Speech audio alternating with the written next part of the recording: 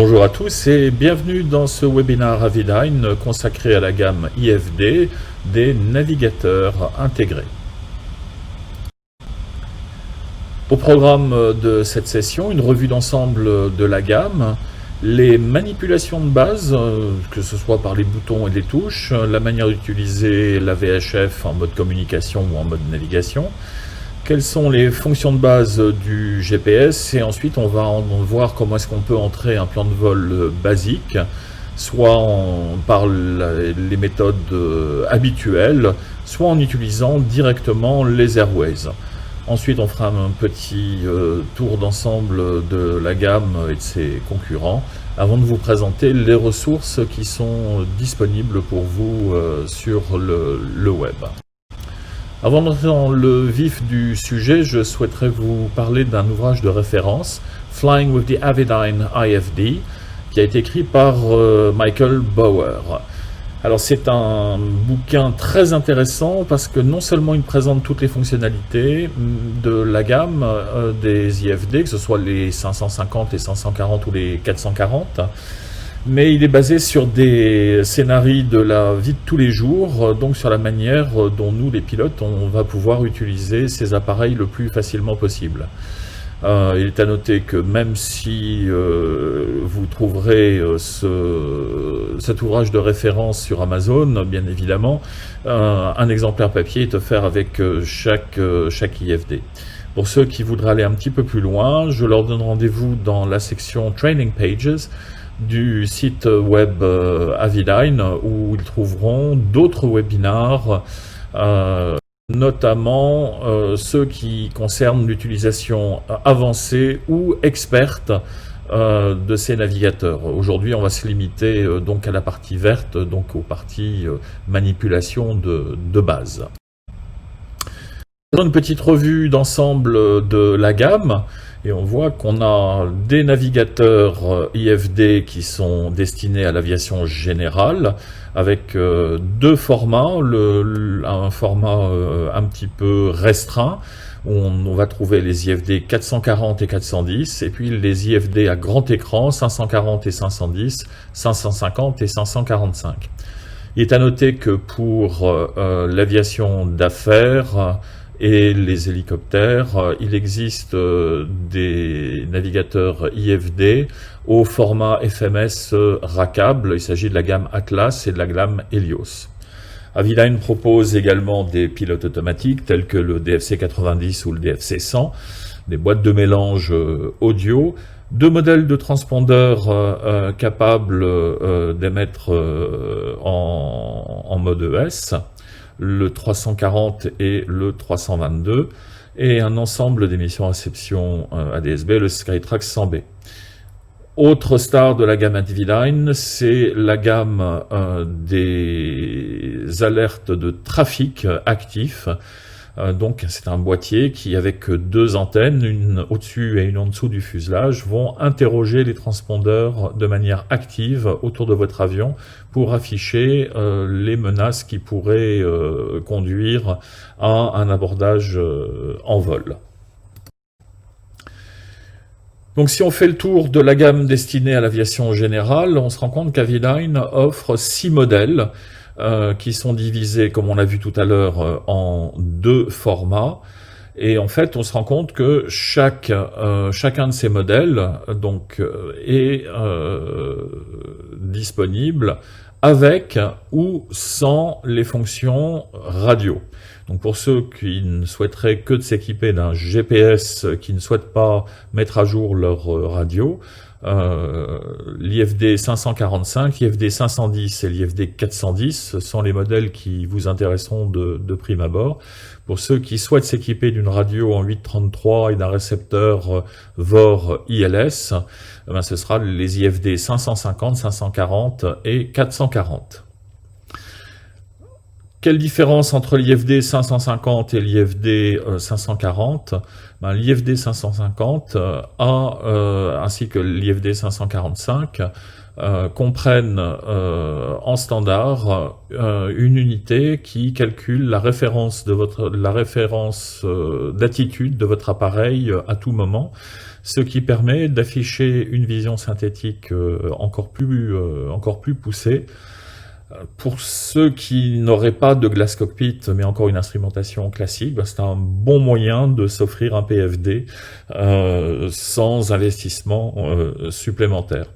À noter que sur les gammes 500, les grands écrans, on peut également afficher les cartes Jepsen d'aérodrome, de percée, ainsi que les diagrammes d'aérodrome. Tous les IFD, sans exception, sont livrés en standard avec un module Wi-Fi et un module Bluetooth, ce qui permet de communiquer avec votre iPad par exemple, et d'utiliser en plus le clavier livré avec les unités IFD, petit clavier Bluetooth qu'on peut placer n'importe où dans le cockpit et qui permet une entrée très facile, que ce soit des fréquences, des identifiants d'aérodrome ou de balises, ou toute autre manipulation qu'on souhaiterait faire sur son IFD. De la même manière, les séries 500 sont capables d'afficher les images provenant d'un radar météo embarqué ou d'une caméra vidéo. Alors, quelles sont les fonctions clés de ces fameux IFD? Et là, que ce soit les séries 500 ou les séries 440, d'abord, on a affaire à une interface tactile hybride. C'est-à-dire que vous pouvez choisir le meilleur des deux mondes. L'écran est tactile, mais vous avez des touches et des boutons. L'interface utilisateur et le système de menu est un système qui est très plat, c'est-à-dire qu'on ne va pas utiliser de chapitres et de sous-chapitres, pas de succession de pages ou d'énigmes au niveau des icônes. On peut accéder à n'importe quelle fonction en moyenne en 2 clics ou en 2 poussées de boutons. Inclus dans les IFD, c'est le système géophile. Le système géophile, ce qui veut dire remplissage géographique, en fait, tient compte de votre position pour ne vous proposer, lors de l'établissement des plans de vol, que les points géographiques, ou les balises par exemple, qui sont proches de votre route. Ainsi, quand vous rentrez RBT, pour le VOR de Rambouillet, si vous êtes en France, il va vous proposer plutôt Rambouillet plutôt que le VOR de Rabat qui se situe au Maroc.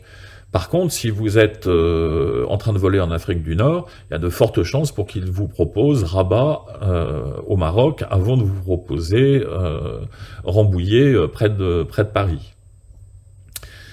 La vision synthétique, qui est livrée en standard sur l'ensemble de ces navigateurs, vous donne une vue exocentrique de votre appareil sur une carte en 3D. Et là, vous pourrez visualiser en même temps les terrains, les obstacles, les aéroports et aérodromes, éventuellement les trafics, et si vous disposez d'un récepteur météo, des drapeaux qui indiquent la météo, qui indiquent le contenu des métars sous forme de petits drapeaux colorés, par exemple. Vous aurez également accès à une fonction Terrain Advanced Warning System, c'est-à-dire qu'en fait, le navigateur va regarder un petit peu en avant de votre route et vous signaler obstacles et terrains pour éviter une rencontre fatale. Et bien sûr, encore une fois, Bluetooth et Wi-Fi en standard, ce qui permet d'utiliser des applications comme ForFlight ou bien d'autres encore pour préparer son plan de vol à la maison et ensuite l'envoyer vers la machine lorsqu'on arrive dans le cockpit. Comme on l'a dit, l'IFD 550 a un senseur de référence d'attitude inclus. Donc on a les mêmes fonctionnalités que l'IFD 540, mais en plus, s'ajoute une vue comme si on regardait dehors du cockpit, ce qu'on appelle une vue égocentrique. Et les pointeurs d'assiette et de roulis fournissent les mêmes fonctionnalités que l'on trouve sur un Glass Cockpit.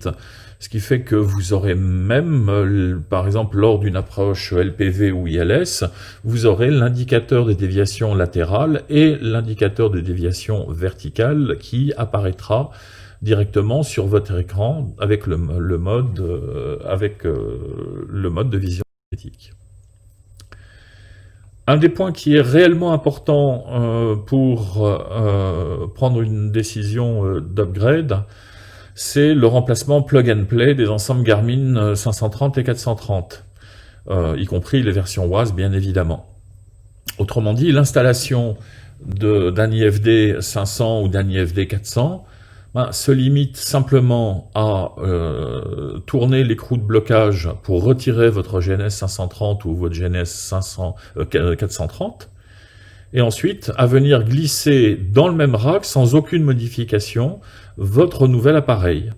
On le bloque avec la petite clé Allen, et ensuite il suffit de paramétrer simplement son IFD 550 ou 540 au travers du menu de programmation pour pouvoir repartir avec votre avion littéralement quelques minutes supplémentaires. S'il y a eu des branchements très spécifiques optionnels qui ont été faits, ça peut demander éventuellement de refaire une connexion de prise, mais je dirais dans 95 ou 98% des cas, le fait simplement de remplacer l'appareil va suffire complètement, et donc vous échapperez aux frais d'installation qui sont facturés lorsqu'on change de boîtier. Autre chose à garder en mémoire, vous avez une application qui s'appelle IFD Trainer, qui est donc une application qui sert à la maison ou en dehors du cockpit à apprendre à utiliser et programmer l'ensemble de la gamme. Donc c'est valable sur les 6 modèles de la gamme.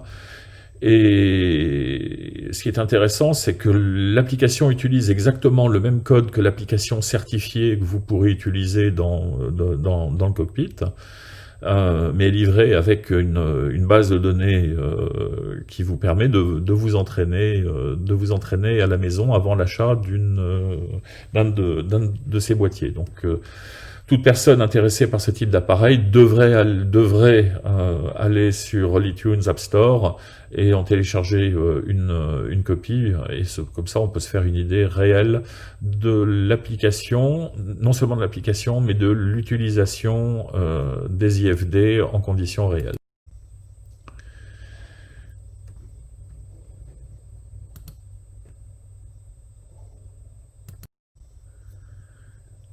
Alors, voyons un petit peu ce que l'on a comme touches et boutons de commande sur un IFD 550.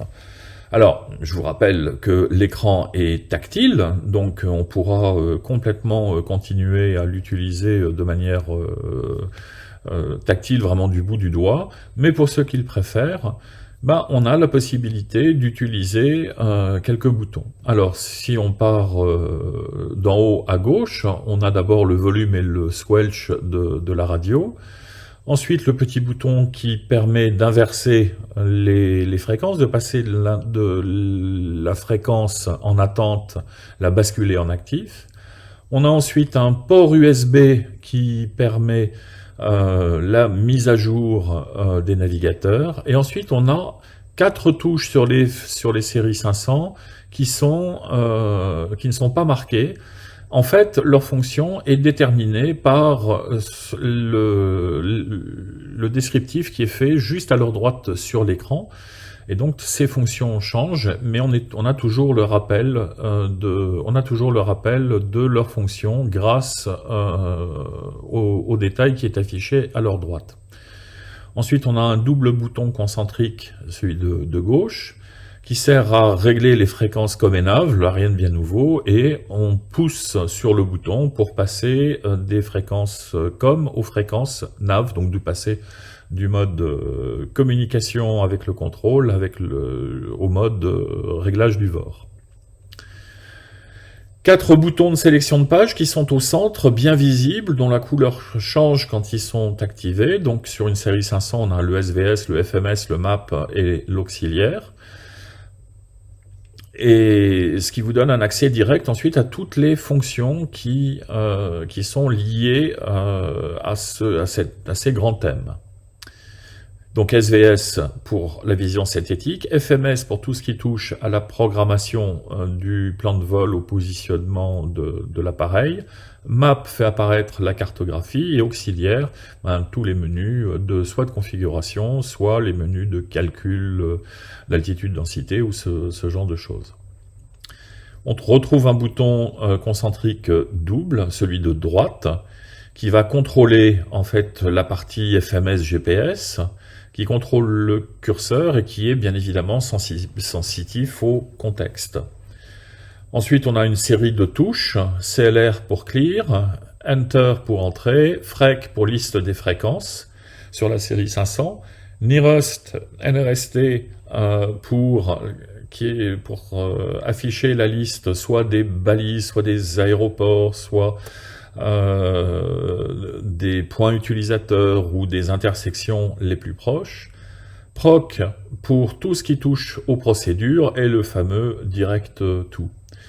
Et ensuite, on a le bouton en haut à droite qui sert à régler les radiales en mode GPS, lock ou OBS.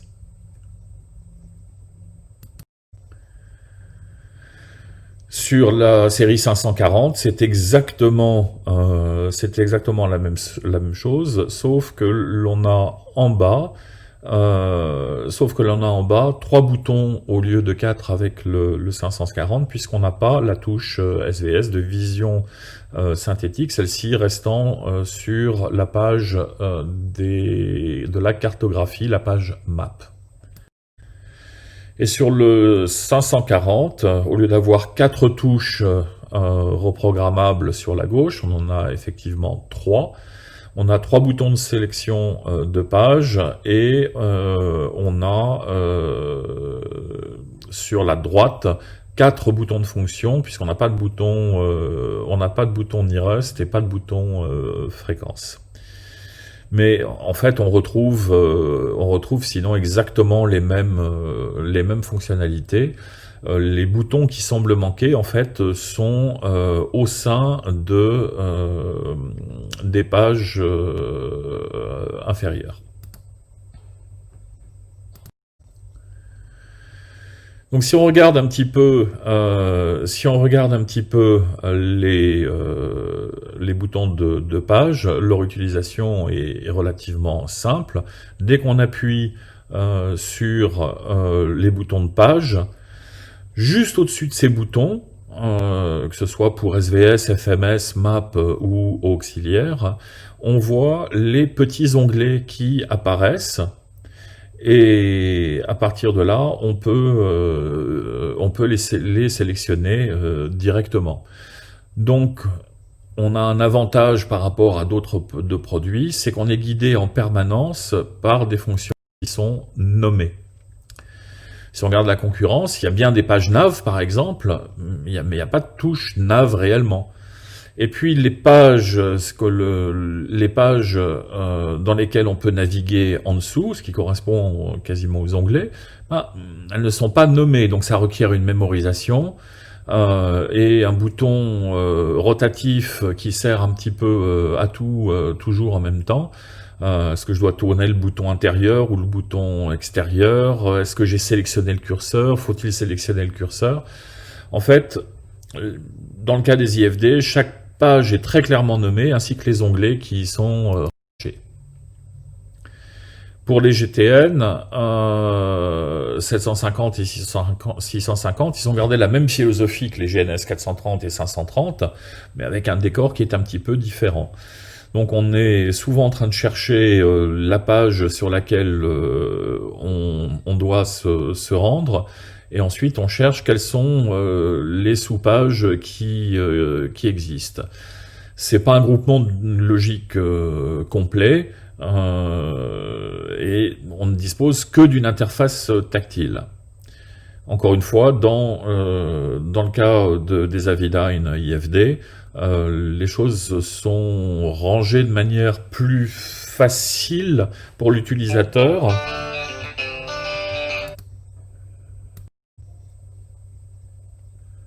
Vous l'aurez compris, le but d'Avidyne, c'est avant tout de vous faciliter la vie et en vous proposant des appareils où la facilité d'utilisation a vraiment été mise en avant.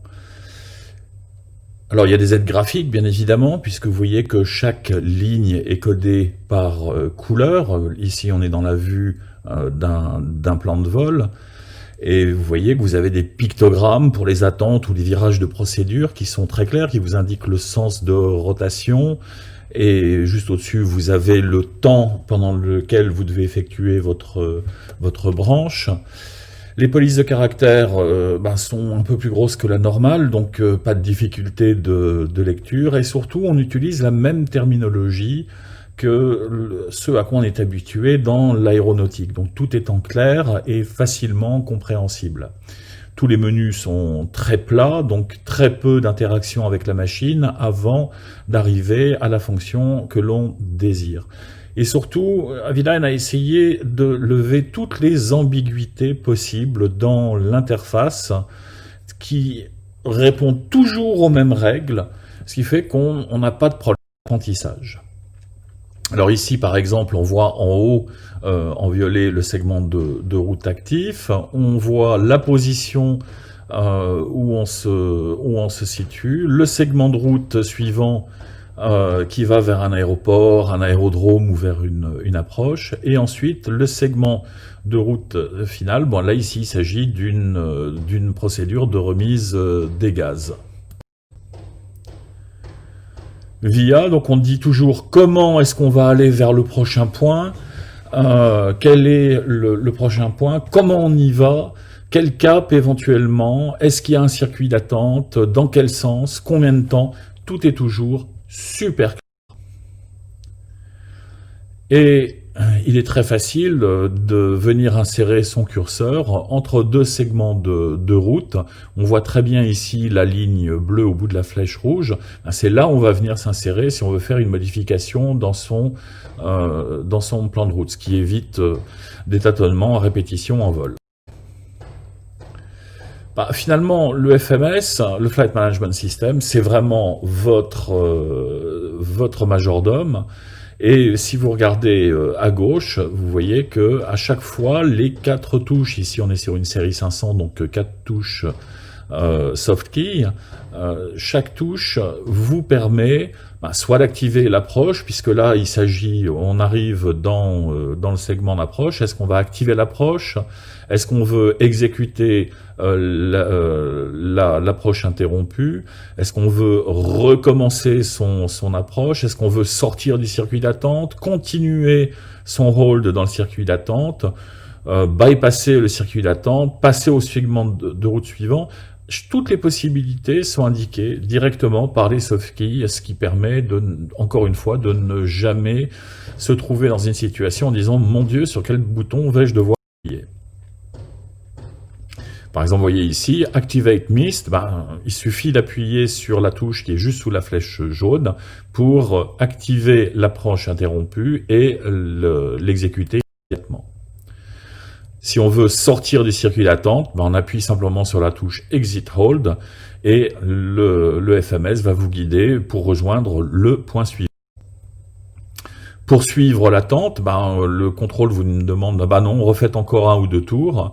Eh bien, on va simplement continuer son hold et on va pouvoir continuer tant que le contrôle nous aura pas donné l'autorisation de sortir du hold. Et si l'on doit si on a comme souvent dans nos plans de vol un guidage lors d'une séquence manuelle, on va pouvoir les connecter et donc suivre la procédure comme elle doit être suivie. Et vous voyez que sur l'écran, vous avez souvent plus d'informations qui vous attendent. Et c'est ça qui est intéressant, c'est qu'elle ne fait que vous attendre, elle attend simplement vous appuyer sur le petit bloc Data pour venir vous sortir des informations supplémentaires qui sont en rapport avec ce que vous désirez à ce moment-là. Donc ça peut être des données sur le point que vous voulez rejoindre. Donc ici, on va avoir une approche avec On va avoir un écran qui va avoir une cartographie plus les données sur le point GPS que l'on suit. On peut demander à voir un résumé de son flight plan en plus de la cartographie. Et ou alors quels sont les points les plus proches, que ce soit les nearest airports, les VOR, les NDB, les intersections, en plus de la cartographie. Ce qui donc permet de partager l'écran et d'afficher toutes les données dont on a besoin au moment où on a besoin. Donc ici, l'onglet latéral, on va afficher les blocs de données simplement en appuyant sur ça. Et on va avoir toutes les données qui concernent le point sur lequel on est en train de naviguer. Et on peut faire défiler les points, effectivement, en utilisant l'interface tactile très facilement. Vous pouvez aussi appuyer sur le bouton pour faire apparaître des blocs sur le bouton principal d'une fonction pour faire apparaître les blocs d'informations sur votre écran. L'onglet latéral Map permet à ce moment-là d'afficher, pendant qu'on est en fonction FMS, on va pouvoir afficher un résumé de la cartographie et avoir à la fois son plan de vol et sa cartographie. Et ça, c'est important parce que ça permet de visualiser très facilement les modifications qu'on fait à une route et donc vérifier qu'elles soient cohérentes. L'onglet Map, voilà, on sort simplement les informations sur la cartographie au moment où on en a besoin. Ici, on a choisi d'afficher la carte et d'afficher tous les aéroports les plus proches. Alors, si on est sur un 440, où la surface d'affichage, effectivement, est moins importante que sur un IFD de la série 500, mais en fait, c'est par une combinaison des touches de fonctions supplémentaires, et on va avoir ici les petits onglets qui apparaissent en bas de la carte de manière tout à fait intuitive, ce qui permet sur un 440 de ne pas encombrer la face avant de boutons trop petits. Vous voyez qu'on a sur le côté droit 1, 2, 3, 4 boutons, alors que sur un IFD de la série 500 on en a 6. On a simplement déplacé les boutons ici sur le bas de l'écran où on les retrouve tout aussi facilement. À chaque fois qu'on affiche une fréquence radio et qu'elle est validée, elle est réidentifiée en clair, qu'elle soit en stand-by ou en active. Elles sont identifiées, c'est-à-dire qu'on sait si on va parler à la tour de tel aéroport ou à l'approche de tel secteur. Ce qui fait que ça permet d'un simple coup d'œil de vérifier qu'on n'a pas obligé de changer de fréquence ou qu'on est sur la bonne fréquence en fonction de la personne à qui on travailler. Alors les IFD autorisent le préaffichage des fréquences stand-by. On peut afficher jusqu'à 4 fréquences stand-by si nécessaire, ce qui permet de se faciliter grandement la vie dans le cockpit en préparant ces fréquences à l'avance.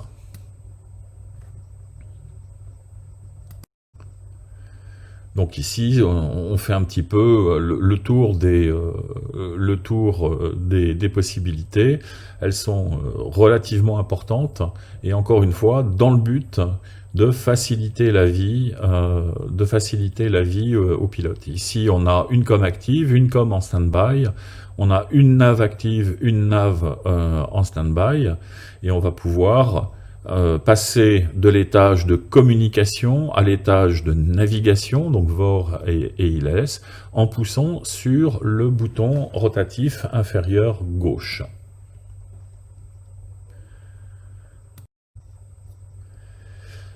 On a aussi, bien évidemment, puisque les fréquences sont identifiées, c'est qu'elles sont contenues dans une base de données qui est contenue dans les IFD, on a la possibilité d'utiliser les onglets aéroport, en route ou récent, avec des listes de fréquences qui sont rangées de manière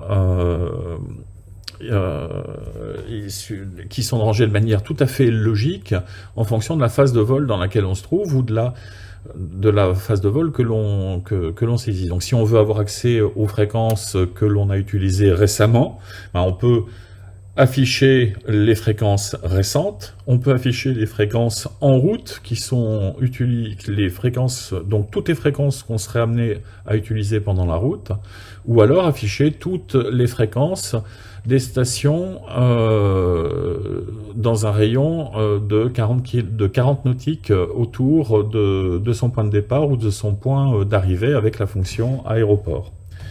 À noter que sur l'IFD 440, il suffit de tourner le bouton rotatif inférieur gauche pour obtenir l'affichage des fréquences récentes d'aéroport ou en route.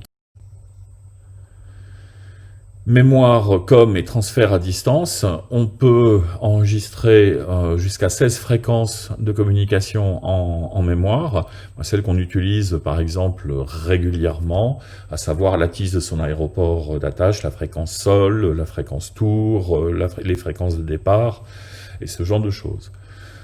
Et en affichant la liste en passant par la page audio, par l'onglet audio, on va pouvoir renvoyer directement ces fréquences vers l'étage de communication. Ça, on peut le faire aussi depuis son iPad, par exemple, puisque on a toujours la possibilité de relier son iPad par Wi-Fi et par Bluetooth à son IFD. On a aussi la possibilité d'avoir un bouton spécial à installer sur le volant ou sur le cyclique de son hélicoptère qui va permettre de sélectionner des fréquences en mémoire et de les envoyer à la radio sans avoir à toucher à l'IFD.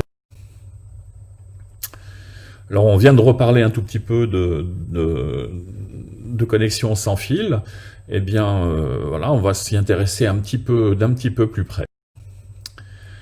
Tous les modèles des IFD sont livrés avec un petit clavier Bluetooth sans fil. Alors vous voyez qu'il est très facile et de taille réduite, mais il reste très utilisable. Et on va pouvoir le positionner n'importe où dans le cockpit. Là où il va être le plus facile à utiliser pour vous, et il permet le contrôle total de l'IFD à distance. Donc on va pouvoir émuler les touches et les boutons, les entrées de fréquences comme ENAV, faire un direct to, renseigner toutes les zones d'un plan de vol, changer l'échelle cartographique et bien d'autres fonctions encore. Donc ça, pour le clavier, on passait par le Bluetooth, et pour connecter son iPad, on va utiliser le Wi-Fi et l'application IFD 100, qui est une application à part entière à utiliser dans le cockpit. Et à moins que vous préfériez utiliser les applications tierces comme ForFlight, Seattle Avionics, Flightplan, bien d'autres, voire même le récepteur météo Iridium de Golse Engineering. Alors à noter que pour tous ceux qui sont passionnés de développement informatique, il existe un kit SDK gratuit pour interfacer tout développement informatique sur un iPad ou sur une tablette Windows par exemple, d'intégrer ça avec les IFD. Donc le standard est ouvert et non pas totalement fermé et propriétaire. On va revenir un petit peu en détail sur l'application IFD 100 pour iPad. En fait, c'est un écran géant qui émule votre IFD, mais qui le contrôle également. Donc ça vous donne quasiment accès à un IFD supplémentaire dans le cockpit. Vous pouvez modifier votre plan de vol sur l'iPad, il se charge tout seul sur l'unité au tableau de bord. Toutes les infos et météo, trafic sont affichées aussi également sur votre iPad. Et ça fonctionne avec toutes les applications Aero. Évidemment, c'est une application gratuite pour les possesseurs d'IFD. Alors, si vous avez un IFD 550, ben vous bénéficiez du signal de la centrale d'attitude qui est intégrée, et donc on peut utiliser l'iPad comme un PFD de grand format en cours, par exemple. En ce qui concerne ForFlight, qui reste l'application la plus utilisée actuellement dans le domaine aéronautique, ben on a un transfert bidirectionnel des plans de vol entre ForFlight et l'IFD. Et évidemment, on transmet toutes les informations GPS, ADS-B et trafic vers ForFlight.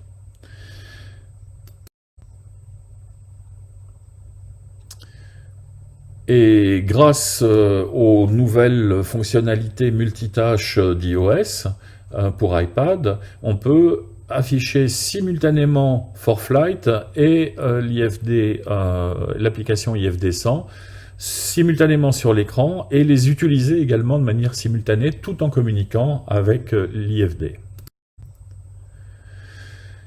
Dernier petit point qui est très important également, et c'est aussi un des points forts de l'application, c'est que le Wi-Fi est multisource. Vous pouvez connecter votre IFD et votre iPad à un réseau Wi-Fi tiers pour intégrer l'ensemble des informations disponibles.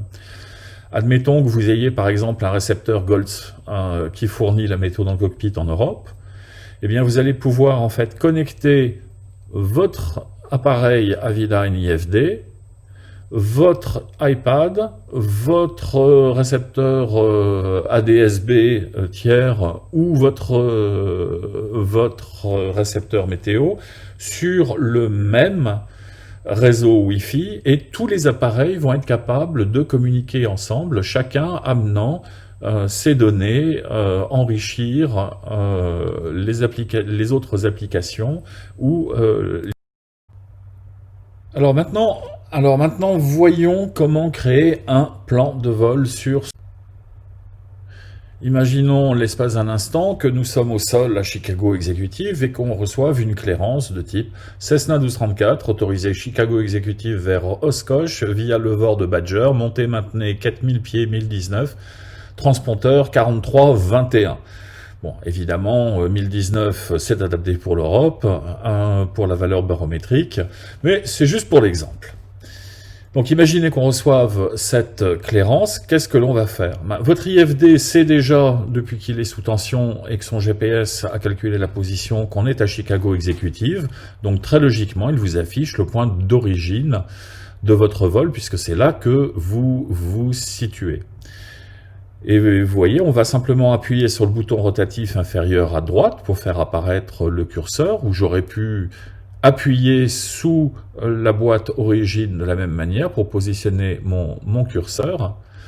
Et on va lui demander, une fois le curseur positionné, on va lui dire qu'on va aller vers un waypoint, qui est le VOR de Badger. Pour ça, donc, je vais sélectionner Waypoint. Et je vais me mettre dans la zone de saisie du point vers lequel je veux naviguer. Et je vais simplement rentrer B et A. Et là, le système géophile va me dire « Ah, vous êtes à Chicago Executive, vous cherchez un point qui commence par BA. Le plus logique, c'est Bravo Alpha Echo, le VOR de Badger. »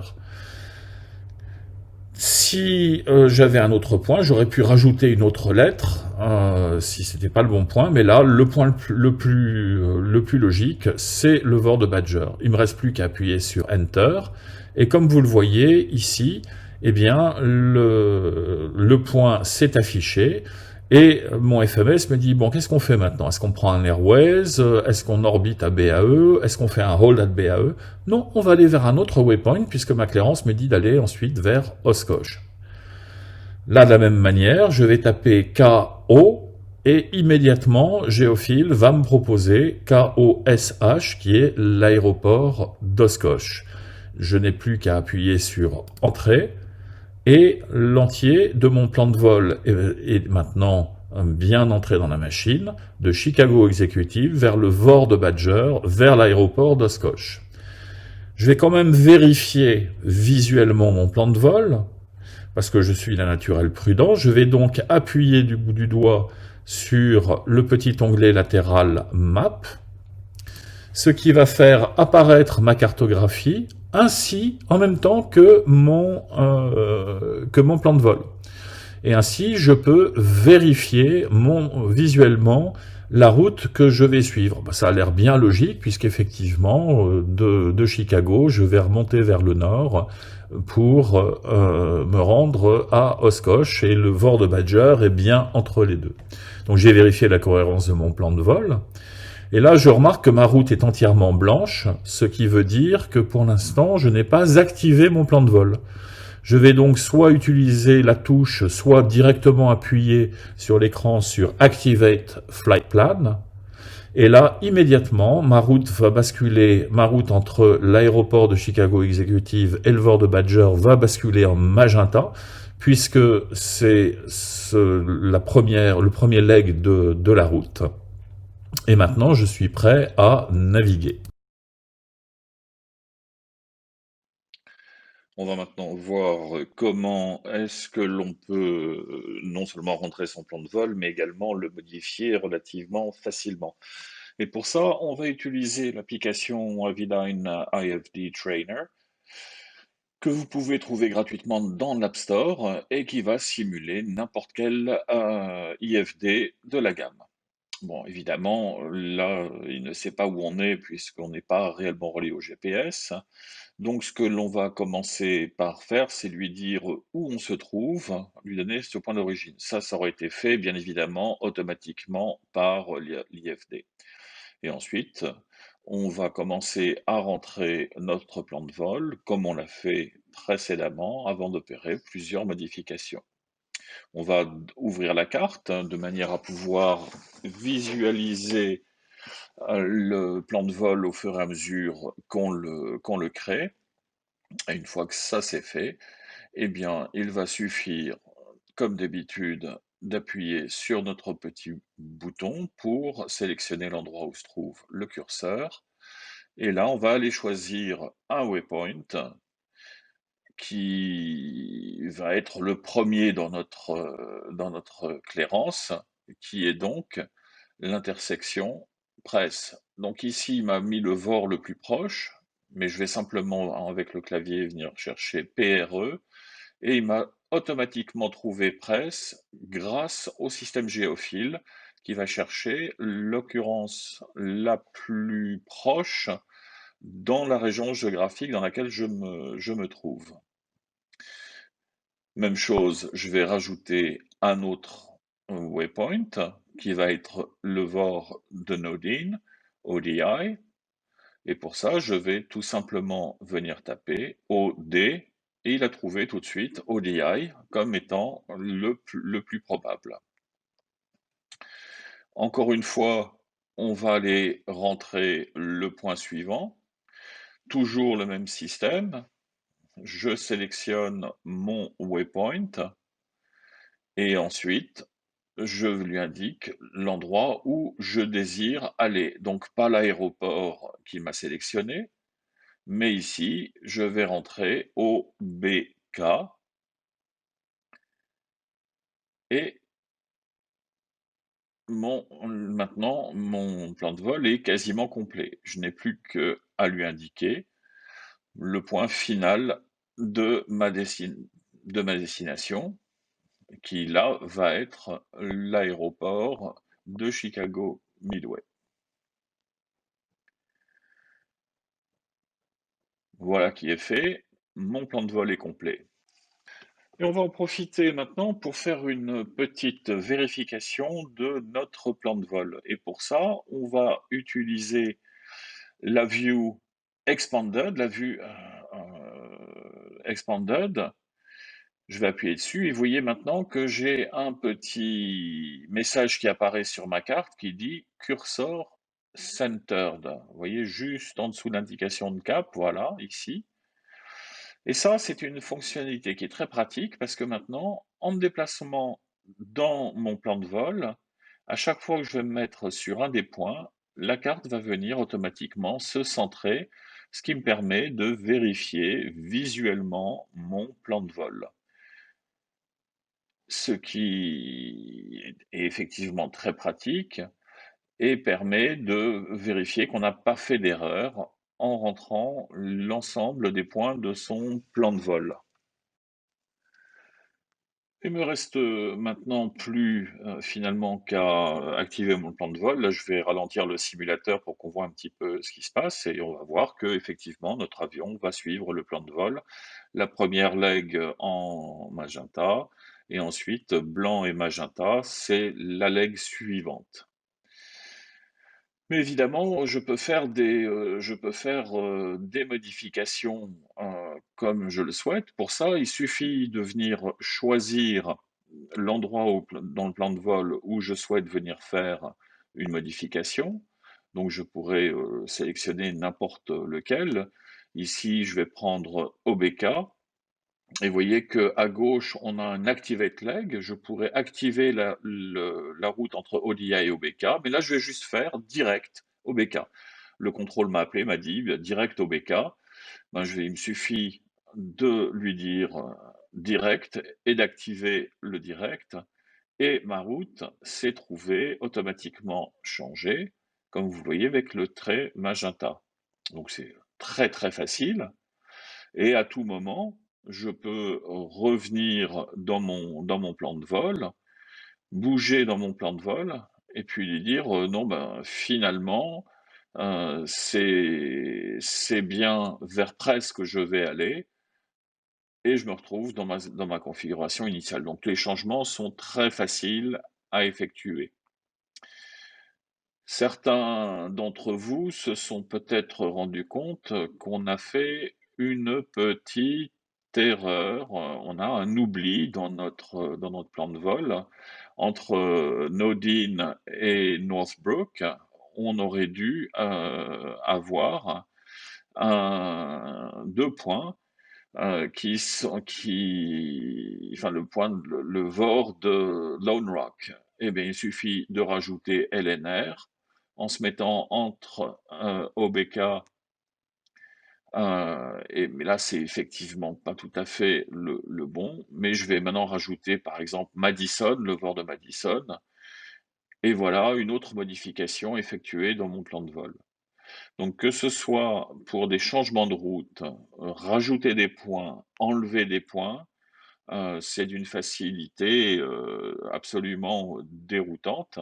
Il suffit de sélectionner l'endroit où on veut se positionner pour faire la modification et de l'effectuer.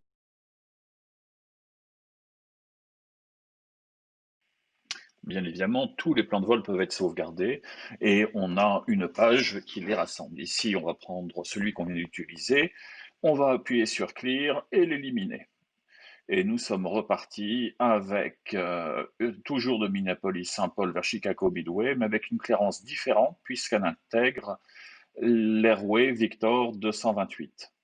Première chose qu'on va faire, c'est donc rentrer notre premier plan, notre premier point de navigation, comme d'habitude, toujours press, donc waypoint, et ensuite PRE. Les deux S sont trouvés par le système géophile. Ensuite, nous allons directement vers MSN. Donc, je vais commencer à taper MS. MSP se trouve plus près, donc je vais vite modifier ça pour mettre MSN. Voilà. Et maintenant, comment rentrer une airway? Là, ça va être aussi d'une simplicité enfantine. Je vais simplement appuyer sur mon curseur et vous voyez que j'ai la liste des airways qui intègrent le point MSN dans leur constitution. Donc si je me déplace avec mon curseur, on va zoomer un petit peu et on va voir que en fonction des airways qu'on choisit, on voit tous les points qui la constituent et donc ça permet de bien vérifier que lorsque l'on sélectionne son airway, on ne se trompe pas. Si on les passe les unes après les autres, hein, il est assez facile de voir que c'est bien sur la 228 qu'on va rentrer à MSN et qu'on va pouvoir sortir à Bessie. Donc il va me suffire maintenant d'appuyer sur Entrée et de choisir le point de sortie qui va être Bessie. Voilà qui est fait. Vous avez vu la petite accolade sur le côté. Donc tout mon passage sur la rouée 228 contient ces points. Et donc je risque pas de rater un point tournant sur une airways en rentrant simplement un ou deux points la constituant. Donc ça, c'est quelque chose de très important. J'ai tous mes points remarquables.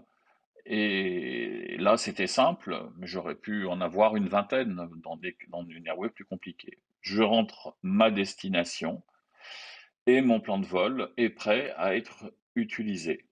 Alors évidemment, j'aurais pu utiliser des airways à répétition, mais vous voyez que tous les changements, toutes les additions, les changements, les passages en direct sont tout aussi faciles quand on utilise des airways que dans les plans de vol très simples.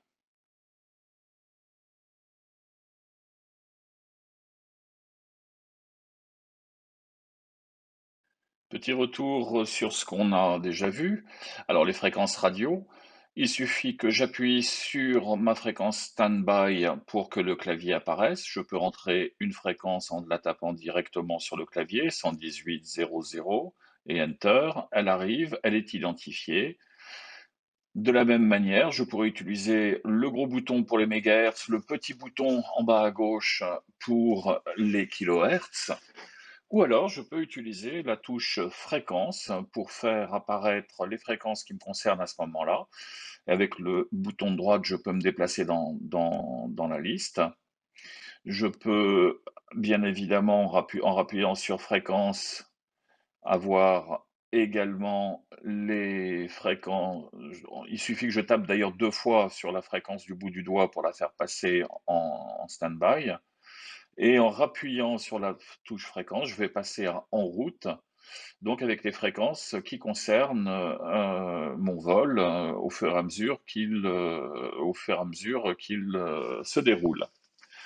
De la même manière, si je appuie une troisième fois, j'ai toutes les fréquences que j'ai utilisées récemment, ce qui permet, si on n'a pas de réponse sur une fréquence, de retrouver facilement les anciennes. Faire disparaître la page, il suffit d'appeler sur le petit X. Alors voyons maintenant l'utilisation de la touche Nearest. J'appuie une fois et je vois la liste de tous les aéroports qui sont autour de moi. Ils sont classés du plus près au plus lointain. J'ai la fréquence, la distance, ainsi que le gisement sur lequel il se trouve. Et quand je me déplace dans la liste, vous voyez que le petit cercle bleu me montre exactement où se trouve l'aéroport considéré par rapport à ma position actuelle. Donc ça, c'est super pratique. Je peux demander une liste plus importante et évidemment, à tout moment, je peux appuyer sur Direct de manière à me rendre directement vers cet aéroport en perdant le moins de temps possible. Donc c'est vraiment très pratique, ce repérage visuel des, des aéroports. De la même manière, si j'appuie une deuxième fois sur Nearest, je vais avoir les VOR, les NDB, les intersections, et ainsi de suite. Et de la même manière, je vais pouvoir les identifier. Donc tous les points navigables peuvent être utilisés en fonction Nearest. C'est en appuyant sur la touche qu'on va les faire varier. Voyons maintenant comment on va utiliser ces approches. Pour ça, je vais simplement appuyer sur le bouton PROC, procédure, et toutes les procédures aux instruments possibles pour mon aéroport d'arrivée sont affichées, et comme d'habitude, avec une prévisualisation sur la carte. Donc, dès que je change de procédure, on voit effectivement la procédure se dessiner à l'écran, et ça permet d'avoir une bonne idée déjà de comment on va rentrer dans la procédure. Alors, soit par des vecteurs, soit en allant sélectionner l'un des points IAF de la procédure. Une fois qu'on est là, ben, il suffira simplement d'activer la procédure au moment où on y arrive. Un autre bouton qui est très important, c'est le bouton CLI qui est en haut à droite et qui va vous permettre de sélectionner votre source de navigation. Donc soit on passe en VLOC, donc navigation VOR à partir VOR Localizer, soit on utilise le GPS. C'est relativement important l'unité vous indique sans ambiguïté quel est le mode que vous utilisez. Alors si on avait rentré un VOR ici, dans cette petite fenêtre, VOR RAD10, ben, vous auriez la fréquence, vous avez affiché la fréquence et vous donnerez dans cette petite fenêtre l'identifiant qu'il aurait décodé à partir du morse, la radiale sur laquelle vous vous trouvez et la distance. De la même manière, si on voulait rejoindre la radiale vers un VOR, ben c'est avec ce bouton, en appuyant et en laissant appuyer en tournant, qu'on irait sélectionner la radiale que l'on souhaite suivre et on la verrait bouger à l'écran. Donc c'est un système relativement simple et très facile à utiliser. Alors voyons maintenant un petit peu comment est-ce qu'on peut facilement contrôler l'affichage de la carte. Alors, comme vous le voyez ici, on va zoomer un petit peu. On a énormément d'informations sur la carte, peut-être même beaucoup trop. Donc en appuyant sur la touche Land qui se trouve là, ben, on va commencer à enlever par exemple le terrain, les obstacles et ce genre de choses. Et par appui successif sur cette touche, ben, on va éliminer ce qui nous est pas essentiel à un moment ou un autre pendant le vol. Ou en fonction du régime de vol que l'on suit, en IFR, on n'a pas forcément besoin d'avoir toutes les informations sur le terrain puisqu'on est normalement protégé. Alors évidemment, on peut faire ça avec Land, mais on peut faire ça aussi avec toutes les informations sur les aéroports, aux alentours et ainsi de suite. Vous voyez que là, mes airways qui sont affichés. Et bien, en appuyant sur la touche nav juste en dessous, eh bien, on va pouvoir éliminer un certain nombre de fonctionnalités dont on n'aurait pas besoin à un moment donné. Ça permet de configurer. On va juste poser le simulateur de manière à ce que ce soit un petit peu plus visible. Comme vous voyez ici, j'ai ma première branche qui est en magenta et la suivante, c'est celle qui est en pointillé. Et vous voyez la petite barre verte qui bouge, eh bien c'est mon top of climb. On a rentré une altitude pour nos points dans le plan de vol et donc il m'indique exactement là où je vais arriver à l'altitude sélectionnée en fonction du taux de montée que j'ai sélectionné actuellement. Alors voyons maintenant un petit peu sur la page auxiliaire les data blocks. Alors, les data blocks sont programmés à l'usine, mais peuvent être modifiés par l'utilisateur comme il le souhaite. Et on peut faire apparaître n'importe quelle information qui est stockée dans l'appareil. On pourrait par exemple dire, bah tiens, quelle est la vitesse verticale dont j'ai besoin pour rejoindre l'altitude que j'ai sélectionnée pour mon prochain point de route.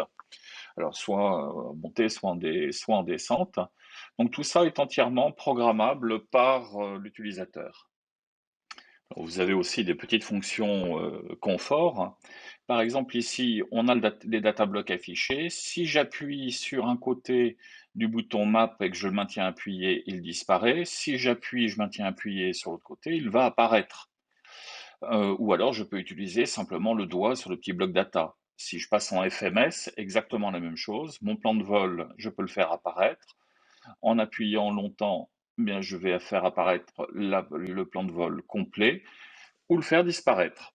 Alors comme on est sur un 550, si j'appuie sur la touche SVS, j'ai une très jolie vue à la première personne de mon plan de vol et donc je peux le suivre comme si je le suivais sur un horizon. Si je rappuie sur SVS, je vais avoir mon horizon standard, tout ça avec les indications de cap. Si je rappuie encore une fois, je vais avoir la vision synthétique. Et si je rappuie une troisième fois, j'aurai la vision synthétique avec le plan de vol. Donc ça ce sont les trois modes et à tout moment, bien sûr, je peux faire apparaître également mes data blocks. Alors, un des points qui est vraiment important lorsqu'on utilise un IFD, que ce soit une série 500 ou une série 400, c'est la manière dont on peut customiser complètement son appareil et même sauvegarder l'ensemble de ces données dans un profil utilisateur qu'on pourra rappeler. Donc, si on est plusieurs à voler, ce sera très bien. Prenons par exemple l'ensemble des data blocks. Vous voyez que j'ai des data blocks en haut de l'écran avec l'heure et mon altitude AGL. Et puis j'ai toute une série de data blocks qui sont sur la droite. Tout ça évidemment est programmable. Vous voyez qu'il suffit d'aller dans le data block setup. Vous voyez que j'en ai qui sont sur 3 lignes, certains sur 4 lignes.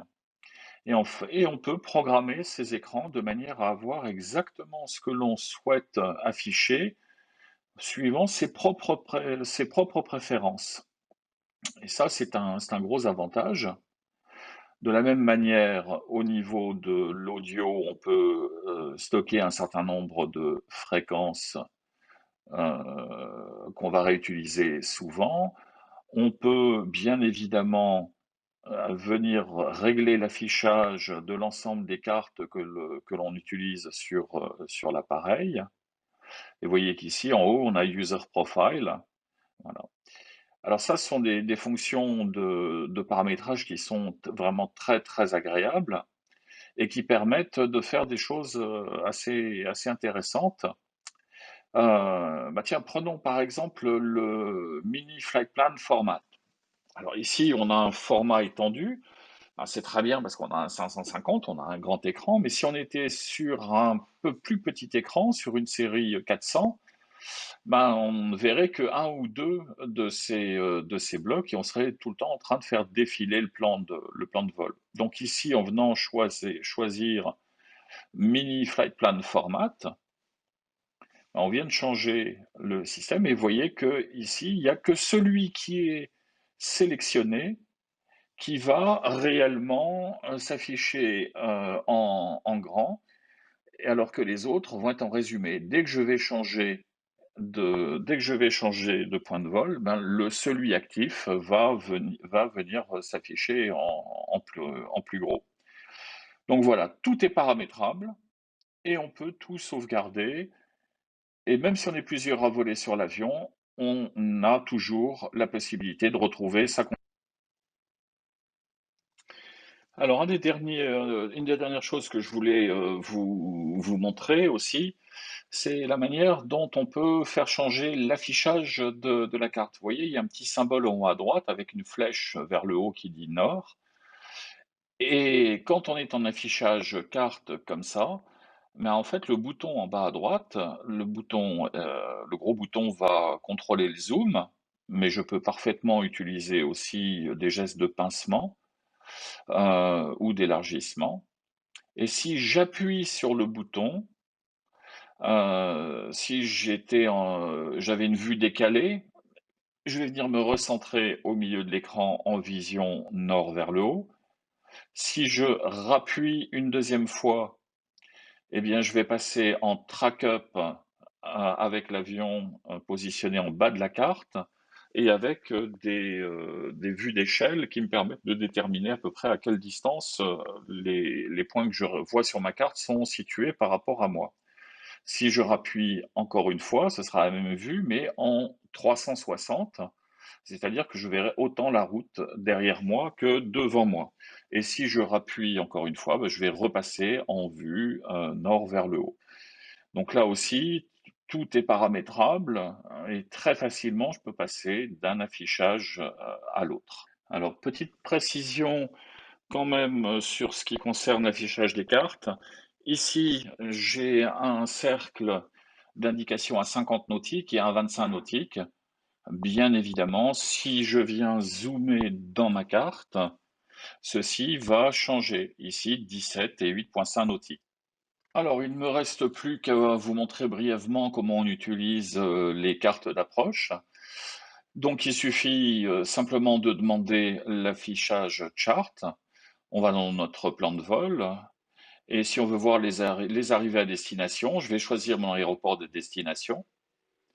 Et bien évidemment, à partir de ce moment-là, si je demande une sélection de cartes, il suffit de coller mon aéroport d'arrivée pour voir toutes les approches disponibles, les arrivées disponibles.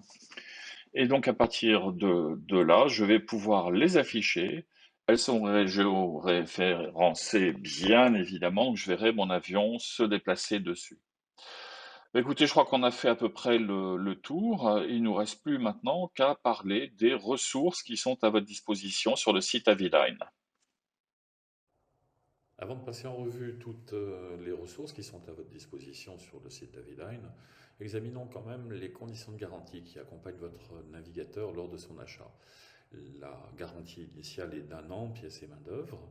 Et en vous inscrivant, en vous enregistrant sur le site myaviline.com et en renseignant le numéro de série de votre appareil, vous allez prolonger cette garantie d'1 an d'une année supplémentaire, ce qui vous amène à 2 ans de garantie. Vous pouvez obtenir 2 années supplémentaires de garantie gratuite en vous enrôlant dans le plan Aéroplane qui se trouve également sur le site, Aviline. Ce qu'il faut également souligner, c'est qu'à l'issue de ces 4 ans de garantie gratuite, vous pouvez toujours souscrire un contrat de garantie étendu pour une période d'1 an ou 3 ans, ce qui vous permet de rester sous garantie pendant toute la durée de vie de votre produit Aviline en les renouvelant à leur terme. Vous pouvez en rouvrir un nouveau, ce qui vous permet de vous prémunir de tout coût de réparation imprévu dans l'avenir. Donc vous retrouverez toutes ces conditions de garantie, bien sûr, sur le site Aviline. Vous avez l'adresse sur la droite de l'écran. Quant aux ressources qui sont à la disposition des pilotes et des clients de la marque, vous allez voir qu'elles sont relativement nombreuses. On va commencer bien évidemment par cet ouvrage de référence qui est en même temps un manuel de formation et qu'on vous recommande d'utiliser avec l'IFD Trainer, cette application qui va tourner sur votre iPad. N'oubliez pas non plus que vous avez toute une série de vidéos de formation qui sont disponibles dans la section Training Page du site web d'Aviline. Vous allez retrouver également donc, dans une page formation qui va vous tenir au courant des webinaires qui vont bientôt se dérouler, de voir un replay des webinaires passés, de consulter toutes les vidéos de formation et de trouver également qui sont les partenaires formation de la marque. Donc vous avez ici un résumé des webinaires qui existent. Et si celui-ci, les basiques de l'IFD, le premier est traduit en français, on va continuer à les traduire en langue française. La base de données, la base de connaissances clients est un endroit très intéressant aussi où il y a énormément d'informations. Des liens vers les guides pratiques qui ont été créés par des clients et qui vous donnent également des informations sur les garanties, l'activation des bases de données, des trucs et astuces, et bien d'autres encore. Vous avez également un forum client sur lequel, bien évidemment, sont reportées toutes les nouvelles informations, les annonces de nouveaux produits, les mises à jour de logiciels internes pour les IFD ou pour d'autres produits. Donc ça, c'est sur avilinelive.com. Vous avez bien évidemment aussi les pages Facebook officielles du Pilote Club Aviline. Le deuxième étant celui des pilotes qui résident en Amérique latine. Et pour ceux qui auraient des envies d'achat, la boutique Aviline est sur amazon.com et à côté des t-shirts, clés USB pour les mises à jour des bases de données et clavier Bluetooth de remplacement, vous trouverez surtout des ouvrages de référence, les guides utilisateurs, ce qui vous permet de les remplacer si vous les égariez dans l'avenir. Voilà, on arrive au terme de ce webinaire. Je vous remercie de nous avoir suivis, d'avoir pris le temps d'aller jusqu'au bout. Et on se retrouve très bientôt pour d'autres webinaires. Au revoir.